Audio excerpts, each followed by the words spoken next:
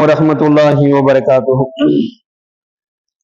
إن الحمد لله نحمده ونستعينه ونستغفره ونعوذ بالله من شرور أنفسنا ومن سيئات أعمالنا.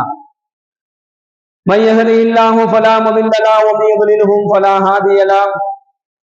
ونشهد أن لا إله إلا الله وحده لا شريك له ونشهد أن محمدا عبده ورسوله. أما بعد، أعوذ بالله من الشيطان الرجيم بفضل بسم الله الرحمن الرحيم.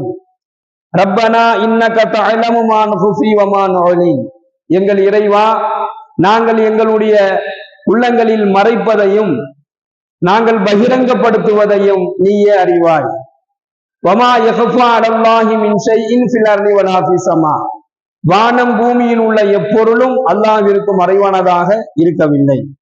கண்ணியமிக்க அல்லாஹ்வின் நல்லடியார்களே, சகோதரர்களே, பெருமானார் ஸல்லல்லாஹு அலைஹி வஸல்லம் அன்னவர்கள், நீங்கள் 2 நபர்கள் இருந்தால் மூன்றாவதாக உங்களுடன் அல்லாஹ் இருக்கிறான் என்பதாக சொல்வார். நீங்கள் 3 நபர்கள் இருந்தால் 4வதாக உங்களுடன் அல்லாஹ் இருக்கிறான். அப்படிதான் இருக்கும். 2 பேர் இருந்தா, ஒரு தனிமையில் இருந்தால் நம்முடன் அல்லாஹ் இருக்கிறான்.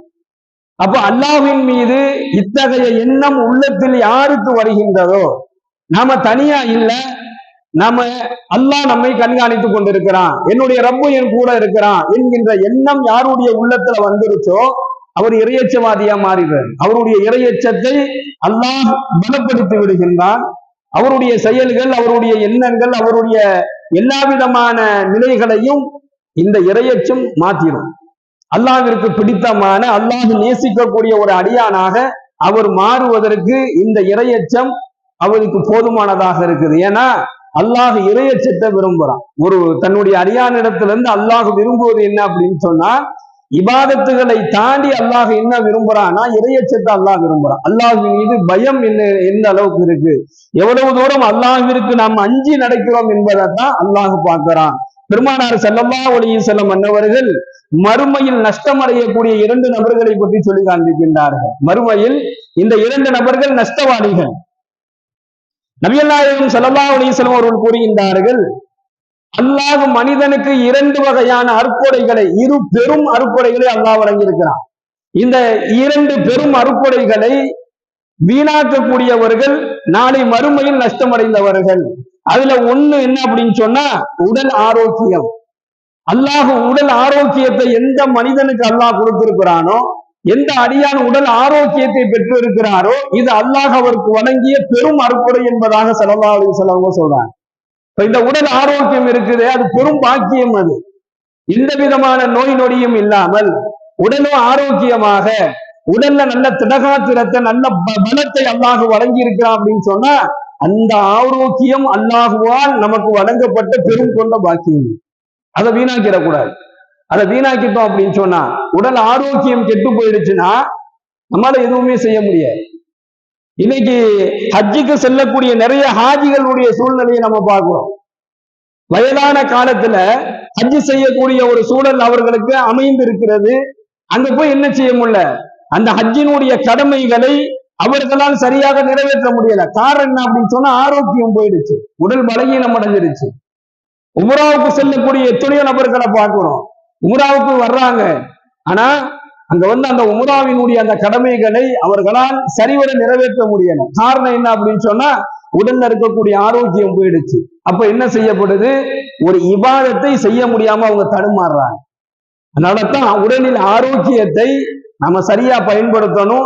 எப்படி உடல்ல ரத்தம் இருக்கும் போதே நாம நல்லா சம்பாதிச்சுக்கணும், நமக்கு ரத்தம் இருக்கும் போதே நம்ம பொருளாதாரத்தை சேர்த்துக்கணும், நம்ம ரத்தம் நல்ல உடல் நல்ல ஆரோக்கியமாக இருக்கும் பொழுது வீடு வாசலை கட்டி நம்ம செட்டில் ஆயிரும் என்பதாகலாம் உலகத்தினுடைய வாழ்க்கையை சிந்தித்து செயல்படுகிறோமோ, அது போன்றுதான் உடல் ஆரோக்கியமாக இருக்கும் போது நிறைய இபாதத்துகளை செய்யக்கூடியவர்களாக மாறும்.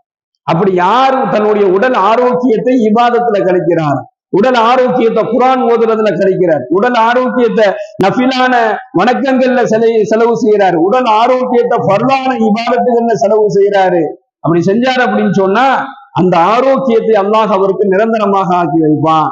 கடுமையான நெருக்கடிகள் நோய் நொடிகளை விட்டு என்ன செய்வான், அல்லாஹ் அவரை பாதுகாக்கிறான். அப்போ உடல் ஆரோக்கியத்தை வீணடித்தவர் மறுமையில் நஷ்டமடைந்தவர் என்பதாக நபிகள் நாயகம் ஸல்லல்லாஹு அலைஹி வஸல்லம் அவர்கள் சொல்லி காண்பிக்கின்றார்கள். இரண்டாவது, ஓய்வு நேரம் அல்லாஹ் வழங்கிய இரண்டாவது அற்கொடை என்பதாக, பெரும் பாக்கியம் என்பதாக ஸல்லல்லாஹு அலைஹி வஸல்லம் சொல்றார்.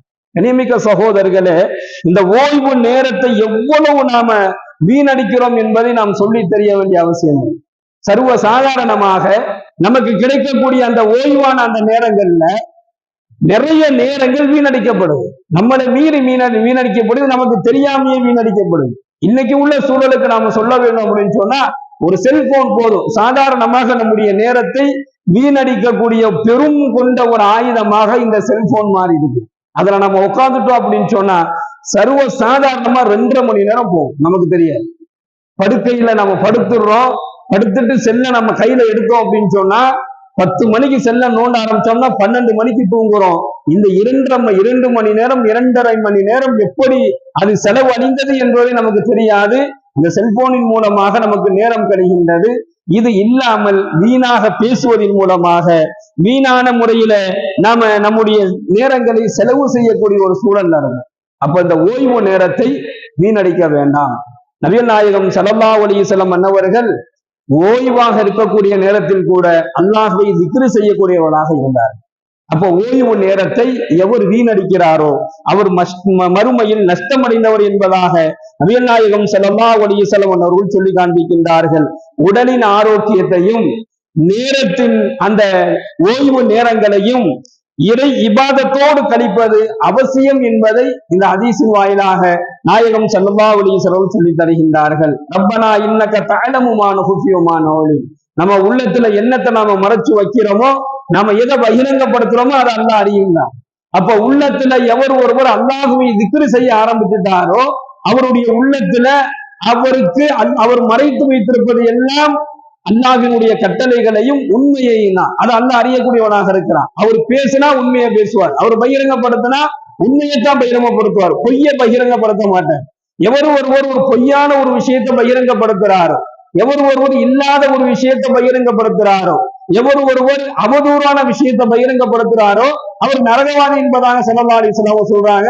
அவர் நயவஞ்சகன் என்பதாகவும் சொல்றாங்க. அப்போ பகிரங்கப்படுத்துவதும் உண்மையாக இருக்க வேண்டும், உள்ளத்துல நாம மறைப்பதும் உண்மையாக இருக்க வேண்டும். இந்த நிலை வரணும்னு சொன்னா இபாதத்துக்களை சரியா செய்யணும். நபிகள் நாயகம் ஸல்லல்லாஹு அலைஹி வஸல்லம் அன்னவர்கள் பாதம் வெடிக்கும் அளவுக்கு நின்று வணங்கக்கூடியவர்களாக, நின்று தொழுவக்கூடியவர்களாக இருந்தார்கள். அப்ப கூட ஆயிஷா அம்மா கேட்கிறாங்க, அல்லாஹ்வுடைய தூதரே, உங்களுக்கு தான் அல்லாஹ் பாவத்தெல்லாம் மன்னிச்சுட்டானே, அப்புறம் எதுக்கு இவ்வளவு சிரமப்பட்டு தொழுவுறீங்கன்னு. அதுக்கு ஸல்லல்லாஹு அலைஹி வஸல்லம் அன்னவர்கள் கூறிய ஒரே ஒரு பதில், நான் அல்லாஹ்விற்கு பிடித்த அடியானாக இருக்க வேண்டாமா ஆயிஷாவே என்பதாக கேட்கிறாங்க. ஹஜ்ரத் அபூபக்கர் சித்திக் ரலியல்லாஹு அன்ஹு அவர்கள் ஒரு கபரை கடந்து சென்றாலே அழுக ஆரம்பிச்சிடுவாங்க. அந்த கபருடைய வேதனை எப்படி இருக்கும் என்பதை நினைத்து அழ ஆரம்பிச்சிருவாங்க. நம்ம கபர் எப்படி இருக்குங்க கூடிய சிந்தனைக்கு போயிடுவாங்க. இருந்தாலும் வாழும் பொழுது அல்லாஹ்வாலும் அல்லாஹ்வுடைய தூதராலும் சொர்க்கத்தை கொண்டு சுப செய்தி சொல்லப்பட்டவர்கள். இவங்க கபரை நினைச்சு அழுகணும்னு அவசியம் கிடையாது. அவங்க மரணிச்சுட்டாலே அவங்களுக்கு அல்லாஹ் சொர்க்கம் சொல்லிட்டான். ஆனாலும் அபூபக்கர் சித்திக் ரலியல்லாஹு அன்ஹு அவர்கள் ஒரு கபரை கடக்கும் போதெல்லாம் அழுதார்கள் என்று சொன்னால் அதுதான் இறையச்சம். அதுதான் அவங்களுடைய உள்ளத்துல அல்லாஹ்வினுடைய பயம் அதிகமாக இருந்தது. நம்முடைய நிலைமை நாளைக்கு எப்படி இருக்கும் என்பதாக எண்ணினார்கள். ஓய்வு நேரங்களில் கூட சஹாபா பெருமக்கள் உபரியான இபாதத்துகள் செய்வதை தங்களுடைய பழக்கமாக கொண்டு வந்துள்ளார்கள். அது மிகப்பெரிய பயன் தரக்கூடிய ஒரு அமலாகவும் இருக்கின்றது.